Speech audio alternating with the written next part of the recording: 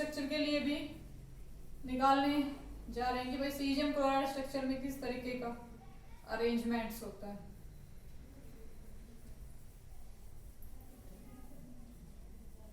तो सबसे पहले conventional unit cell, caesium chloride की कन्वेंशनल यूनिट सेल क्या होती है? तो कन्वेंशनल यूनिट सेल इसमें क्यूबिक ही होती है, ठीक है।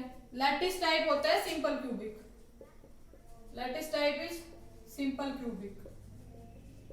सीजियम क्लोराइड में किस तरीके की स्ट्रक्चर होती है? सीजियम क्लोराइड में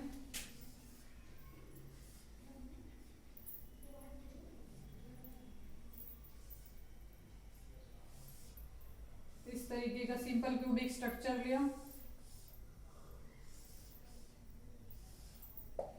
इस तरह से। एंड पोजीशंस क्या हो गया? बेसिस क्या है? बेसिस जैसे कि हमने NaCl के केस में देखा था कि बेसिस NaCl में क्या था, एक सिंगल NaCl मॉलिक्यूल था बेसिस। इस केस में सीजियम क्लोराइड मॉलिक्यूल एक बेसिस का काम कर रहा है, या फिर हम कहें कि सीजियम आयन और क्लोराइन। हम ये भी कह सकते हैं कि 2 आयन बेसिस है, या ये भी कह सकते हैं कि सिंगल मॉलिक्यूल बेसिस है। क्लियर है? तो हम कहें कि भाई सीजियम क्लोराइड, हम ये कहें कि 2 आयन बेसिस है, 2 आयन बेसिस। कौन से आयन है? Caesium cation and chlorine anion, ये बेसिस का टाइप है। नेक्स्ट क्या आता है कि बेसिस की पोजीशंस क्या है, किन पोजीशंस पे रखे हुए हैं? तो पोजीशन देख लेते हैं। तो पोजीशन जो सीजियम की पोजीशन है होगी वो होगी सिंपल क्यूबिक पे, simple cubic positions, simple cubic positions, ठीक है। और जो क्लोरीन की पोजीशन है, क्लोरीन की पोजीशन है बॉडी सेंटर में, बॉडी के सेंटर में एक क्लोरीन का आयन रखा होगा, ठीक है। तो इस तरीके की इसकी पोजीशंस है। Let us draw caesium on simple cubic,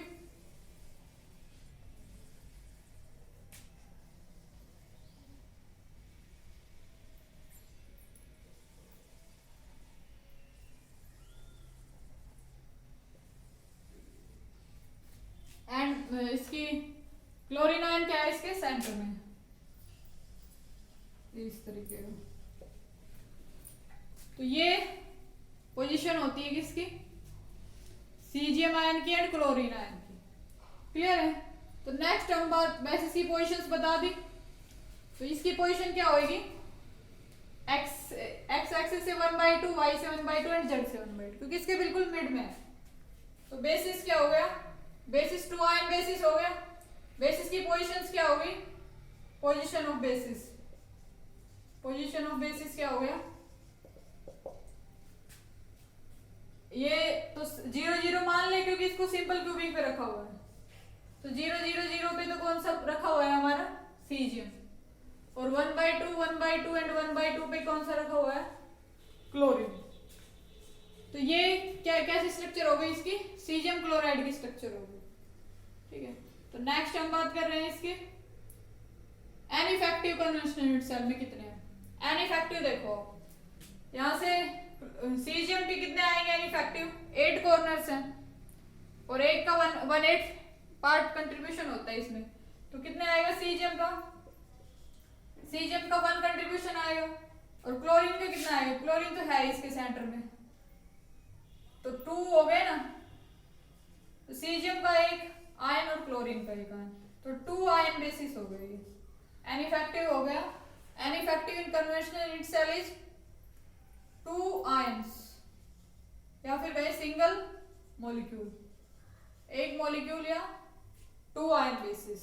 an effective मतलब इसमें, ठीक है। N effective in primitive unit cell. अब प्रिमिटिव यूनिट सेल में क्या होगा? प्रिमिटिव में भी 1 मॉलिक्यूल ही होगा। एक लैटिस पॉइंट पे तो एक मॉलिक्यूल ही रखा हुआ है NaCl का। क्लियर है? तो प्रिमिटिव में भी यही होगा, 1 मॉलिक्यूल और 2 आयन।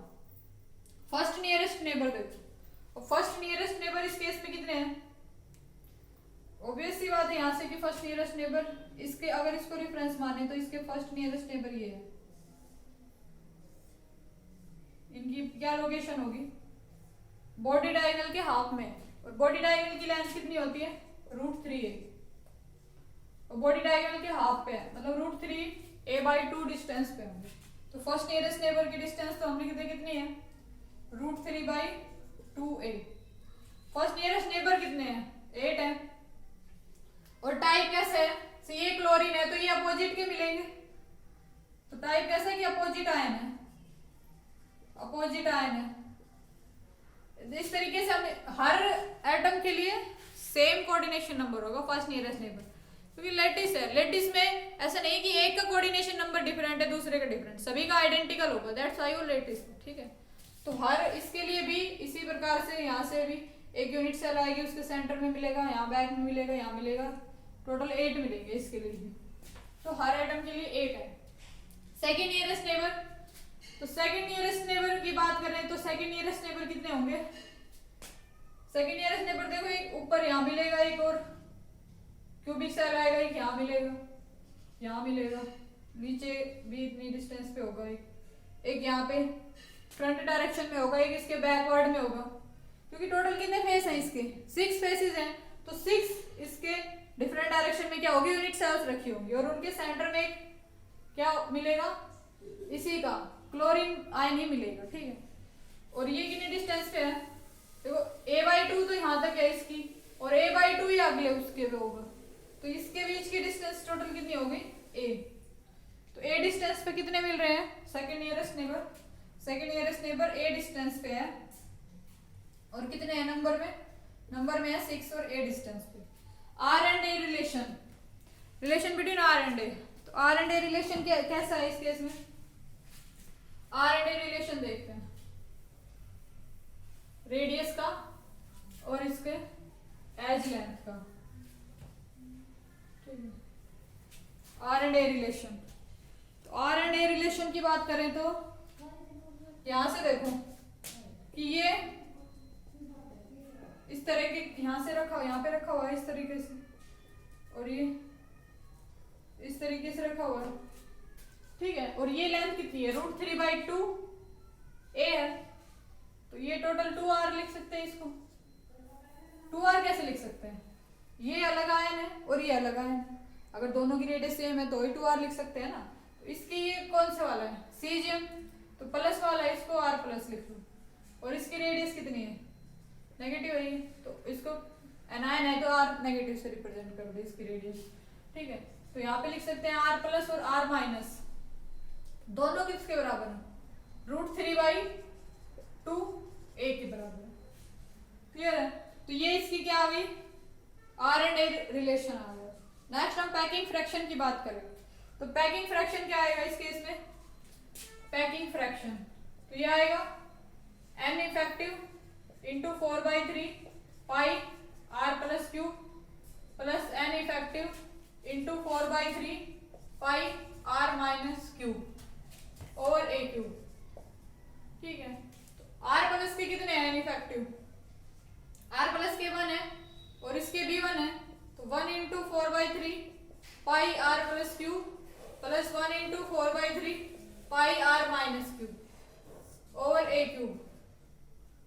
क्लियर है, तो यहां से हम लिख सकते हैं a³ को कैसे लिख सकें, a को अगर हम लिखना चाहें तो ये लिख सकेंगे 2/√3 r+ प्लस r-।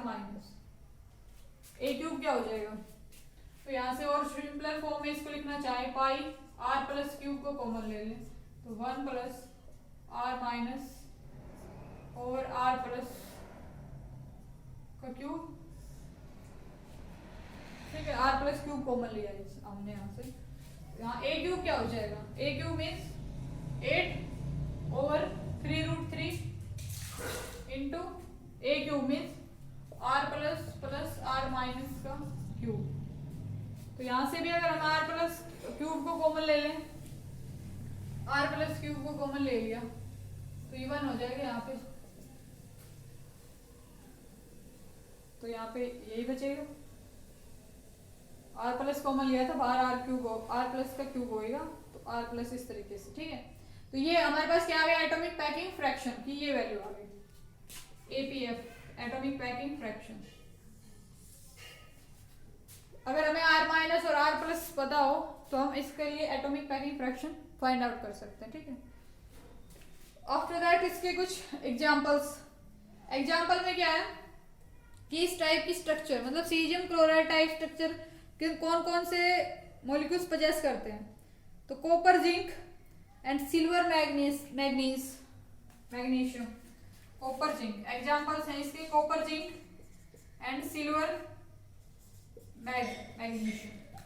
ये जो मॉलिक्यूल्स हैं ये भी सीजियम क्लोराइड टाइप स्ट्रक्चर ही पजेस करते हैं। Clear? So this is all about today's lecture. In our next lecture we will talk about HCP and HCP, graphene, graphite.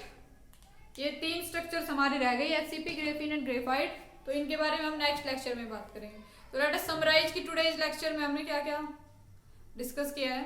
तो सबसे पहले NaCl की स्ट्रक्चर डिस्कस की है। तो NaCl की स्ट्रक्चर में क्या हमने देखा कि NaCl का लेटेस्ट टाइप है FCC और बेसिस क्या है इसमें, सिंगल मॉलिक्यूल बेसिस है, 2 आयन बेसिस का है, या फिर Na का आयन और क्लोरीन का आयन, या फिर कहे NaCl मॉलिक्यूल का बेसिस है।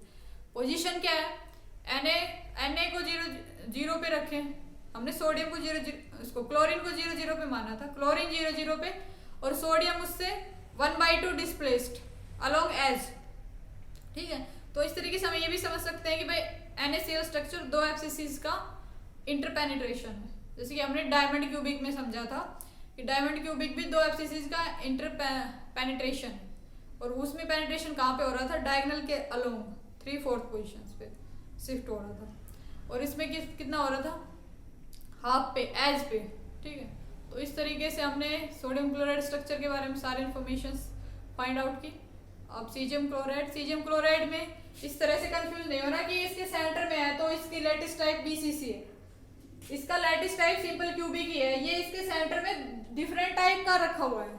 ठीक है, दूसरे टाइप का रखा हुआ है, तो दूसरे रखने से इसका लेटेस्ट टाइप नहीं बदलेगा, लेटेस्ट टाइप इसका सिंपल क्यूबिक ही है। ये इस तरीके से एक बेसिस है पूरा। ठीक है, ये पूरा मिलके एक बेसिस है और ये इस लोकेशन पे रखा हुआ है। ठीक है, यहाँ पे एक मिलेगा इसको, यहाँ पे इसको एक मिलेगा, इस तरीके से यहाँ पे इसको एक मिलेगा, ये पूरे इस तरीके से बेसिस रखे हुए हैं। ठीक है, तो इस तरीके से कंफ्यूज नहीं होना कि इसके सेंटर में है तो इसका लेटेस्ट टाइप BCC है, इसका latest type simple cubic he. Clear? This is all about today's lecture.